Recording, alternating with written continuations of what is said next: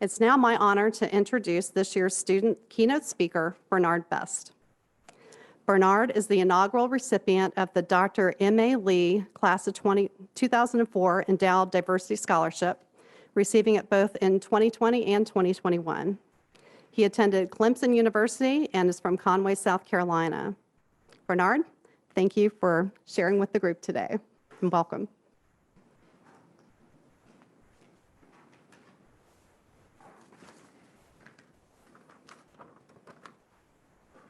Oh, thank you, Dr. Worrell, and good afternoon, everybody.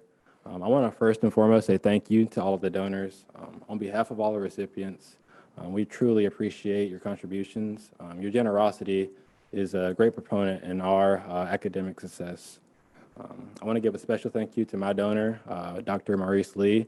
I also want to give a huge thank you to Dean Hall, Dr. Worrell, and all other parties considering me to speak before you all today. It's truly an honor. So, for those of you that don't know me, my name is Bernard Best, as Dr. Worrell said. I have a few different nicknames depending on who you ask, but in summary, I'm just a kid from Conway, South Carolina, who grew up, playing sports, hanging out with my friends, outdoors in the neighborhood, and I wasn't really sure what I wanted to be when I grew up, but pharmacy wasn't really in the picture until maybe about my junior year of high school. My guidance counselor, she told me to check it out. And so I did. And as I left Conway High and went on to Clemson, as my time came there and went, I knew pharmacy was what I was going to do, but that dreaded application process came, and it was time to consider where I wanted to spend the next 4 years of my life. And I knew I wanted to stay in the Southeast. And as I thought about the different schools around, it was Georgia and UNC, and I'm a South Carolina guy. I kind of want to stay close to home, and MUSC is the #1 hospital in South Carolina, and they have a great reputation nationwide. And so it was without a doubt where I wanted to spend the next 4 years of my life. And so I went through the application process, and it's lived up to all of my expectations between Dean Hall, Dr. Worrell, and everybody else, and their contributions to our academic success here at the College of Pharmacy. It's really lived up to the expectation. As I was preparing to talk to you all before you all today, I wanted to keep 3 key concepts in mind: run your own race, improve every day, and cherish the now. Firstly, run your own race. You will end up exactly where you belong. In the past, I often thought I knew exactly how a new city was going to be, or exactly what job or how that was going to go, or exactly how a rotation was going to look. And if you ever had similar thoughts, I'm sure you can relate that everything doesn't always end up quite like you envisioned it. And whether a situation ends up being for better or for worse, I think it's important to be thankful for whatever position you end up in. And don't get me wrong, I think it's important to have a list of goals and a plan. But I think we as students, and wherever you are in life, it's really important to be flexible for bumps in the road, because there will be bumps in the road no matter where you go in life. The screensaver on my phone reads, "Be like water." Quote, "Be like water, don't be soda." A bottle of water, think about your body. Think about your body as the bottle. So what's inside is all of your emotions, your reactions, and if you have a bottle of soda and you shake the bottle of soda, what's going to happen when you take the cap off? It's going to explode. The soda's going to go everywhere. If you have a bottle of water and you shake a bottle of water and you take the cap off, it's going to be the same calm water that it was before it was ever shaken. Don't let the outside diversions get you off course and shake up your emotions. End quote. So me personally, I would love to match into a 2-year AmCare residency somewhere far out west, and it's going to be a huge goal of mine that I continue to pursue. But I mean, if I don't end up at my #1 site, I'm going to be super thankful and make the most out of wherever I end up matching, if residency is even part of my race. You never know what connections you'll end up making wherever you go in life, and it's always good just to make good connections, because you can end up being in a position better than you originally thought that you wanted to be in. If we could all have everything we wanted at the snap of the finger, it it would take a lot of the fun out of life. And so it's important to just make the best of a situation you're in. And, it could allow you to enjoy what's on the other side of that situation a lot more. I think one of the biggest diseases that plagues our society is the disease of comparison. And, coming to MUSC, there's a lot of decent sized fish in a pretty small pond, being that you may have been the smartest kid at your previous school or the hardest worker, but essentially so was the next person sitting right beside you, and all the other students here in the programs at MUSC. And I mean, even if you are the smartest person in your class, you're not going to compete with Dr. Haney in cardiology, and you're not going to compete with Dr. Steard in diabetes. So yeah, there's that. But that's all okay. We're all in a race, and we're all in a pharmacy race here. But it still looks a little bit different for each of us. Some of us have families. Some of us have different undergraduate degrees, and some of us have even been a scuba diver and a hypnotist. But I say all that to say that it's important to know that you may not get an A on every single test. You may not get the job or the residency that you knew was just perfect for you. And there's going to be times where you see people in a position and you think, man, they're in such a better position than I am currently in life. But it's important just to focus on yourself and run your own race. There's a video I saw in high school called The Disease of More. And it reads, in regards to placing your value on success, it can never satisfy you. If you place your value on money, there's no amount of money that will ever fulfill you. If you place your value on possessions, you can never have enough. It's like a hamster wheel. It just doesn't stop. If you place your importance on things that are like appreciation, gratitude, and love, it's like those things, that is enough. We have enough of that in each of us to go around, end quote. Don't get me wrong. I think it's still important to work diligently and take advantage of all the opportunities that come your way, wherever you are in life. But just always keep in the back of your mind the importance of you'll always be exactly where you need to be, and make sure you focus on yourself and run your own race. My second point, improve every day. My transition to Clemson was a lot more stressful in terms of just the academic workload my first year into pharmacy school. And I think for all of those that have experienced that transition from P1 to P2 year, you know what it takes. It takes a lot more preparation and just a whole different approach to studying. And, I think whether it's preparing for a test or improving outcomes in a real world setting or just a hobby you enjoy, I think it's important to take time every day to improve. I remember attending a PLS leadership conference earlier this year, and one of the requirements before we went into the conference was that we had to fill out this pie chart. And in this pie chart, we had to list all of the different hours that we spent doing things throughout the week. And so I remember looking at my pie chart after I had everything kind of tallied up, and I had a decent amount for like mandatory class time and study time, and I had a decent amount for sleep, going to work. I was kind of surprised at all the video games, how that was adding up, and the social media. But nonetheless, as we were all coming back to compare like the similarities and the differences between each of our pie charts, the leader of the conference asked a question: what do you value?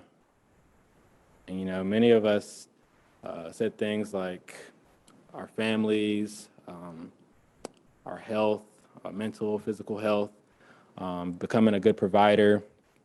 Then a follow-up question was asked: how much time in a day or in a week do you spend doing the things that you say you really value? And at the time, I was still a P3. I was in my last semester of the curriculum, and I thought I was doing pretty well. Had pretty decent grades. I mean, don't get me wrong, I'm not a Dr. Chessman, I'm not a Dr. LaPointe, I'm nowhere near any of their levels. But I thought I was doing pretty good as far as my grades went. And so, I thought, hey, like I'm doing okay. So yeah, I'm doing fine. But I would say it wasn't until I got out on my rotation with Dr. Mike Corvino, my first rotation on my P4 year, that I could see, you know, hey, I've already been through all of this curriculum, and I can finally see what I'm really responsible for knowing, and the extent that it's really going to impact the patients that I'm seeing. So we got about midway through that rotation, and there's an evaluation that you get every time you go into a rotation. And Dr. Corvino says, "Hey, man, you're killing it. You're doing a great job. Keep up the good work, like flying colors." And internally, though, I could see that there was a different level to which he knew his material. He knew everything with every patient like the back of his hand, and that it placed a lot of trust on with his providers, his fellow providers, and also with his patients, you know. And I could see that from the outside looking in.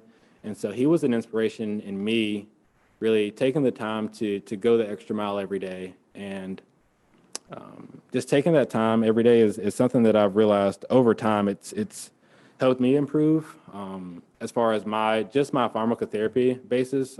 That's something that's really helped me. And my philosophy is 15 to 20 minutes a day. I challenge everybody listening, everybody on this call, everybody in this room, even my audio guy. Challenge yourself to whatever it is in life that you do on a weekly basis. You know, take 15 to 20 minutes after you're finished for the day, and really take that time to do a little bit more research, to look a little bit more into something that you're not perfect on. You know, there's always another disease state, always another drug, always another trial that you can study. And it wasn't until I got out on this rotation that I really started to get it really clicking for me. Last month I did a rotation at an Indian Health Service up in Montana, and it was absolutely amazing. Did a lot of hiking, and it was absolutely stunning for those of you that saw the pictures. But one of the most important things that I heard on that rotation came from a rising P2 student. It's one of my good friends I made up there. His name's Nano. He's one of the members of the Blackfeet tribe up on the reservation. And so I was just kind of telling Nano about my philosophy of like, hey man, 15 to 20 minutes a day, like you got this. Like just put in 15 minutes and let's just see where this month goes. And so as that rotation was wrapping up, got to maybe the last couple weeks or so, and I was starting to find like little sticky notes around the pharmacy with notes on either atrial fibrillation or CKD. And so I thought it was pretty cool to see, you know, everything kind of clicking together and him starting to really take note of everything. And his mother also worked at the hospital, and she invited us over for dinner, it being our last week. And so as I got over there, we were enjoying the food, and her son Nano had stepped out for a second, and she had said to me, "Hey, like, what did you do to my son? Like, why is he's acting a little bit different?" And I asked her, like, I was like, "What do you mean?" She's like, he's studying in the summer. Like, what did you do to my son?" And she was just really excited and thrilled to see him. Like, you know, he was coming to rounds with me in the morning and taking the time to do some extra studying at home, even after he got off a full day of working. And so that was pretty cool to hear. And on the one of the last couple of days of that rotation, he came up to me. He was like, "Man, this is crazy. You've genuinely made learning fun for me again."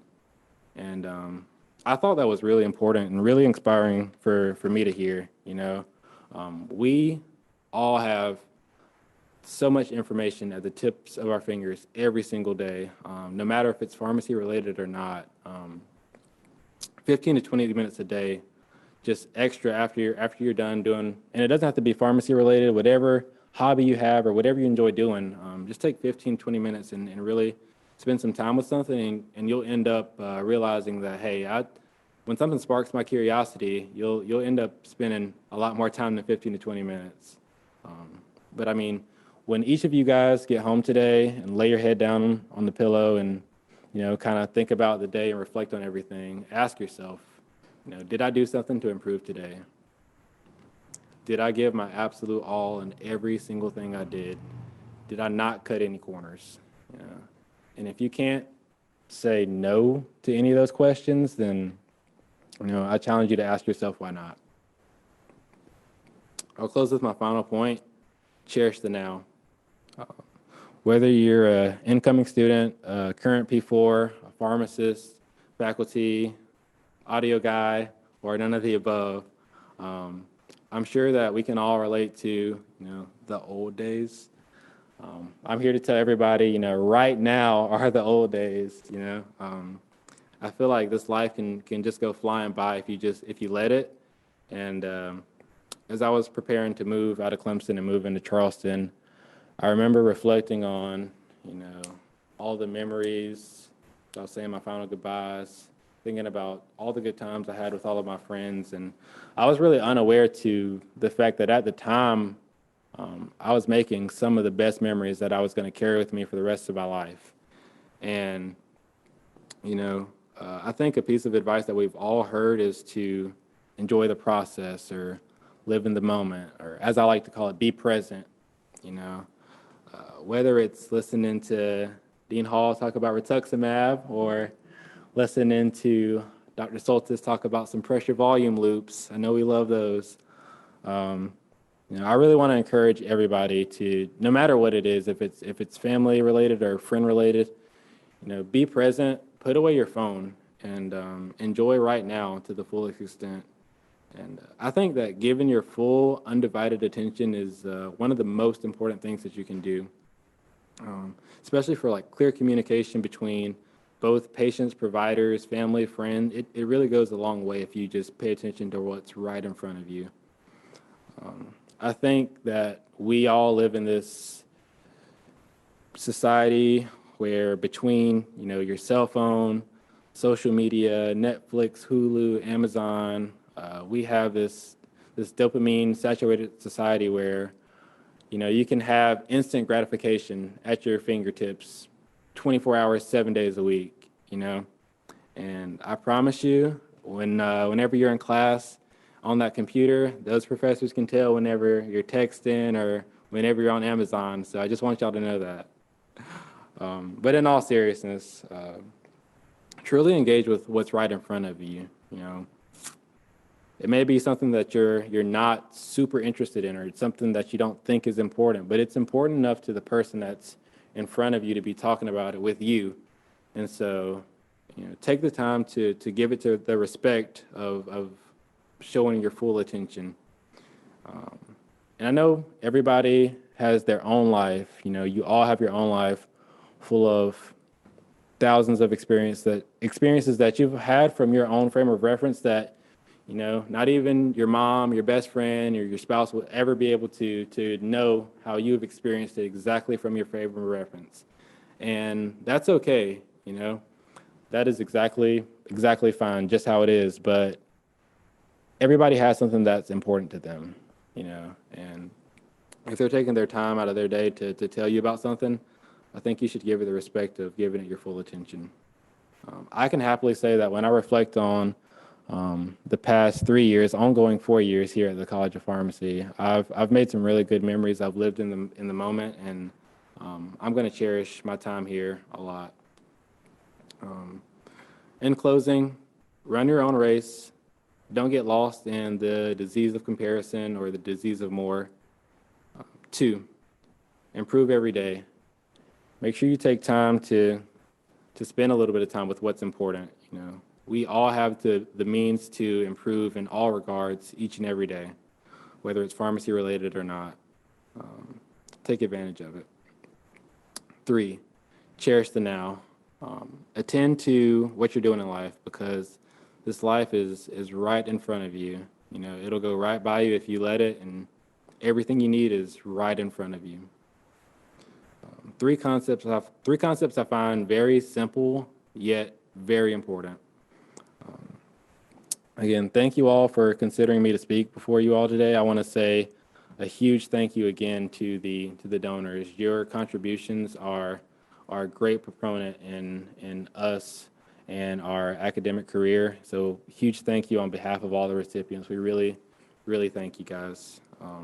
Thank you all for letting me speak before everybody today, and I'm sure everybody's hungry and ready to get out and get something to eat, so I'll let you guys go. But thank you for your time.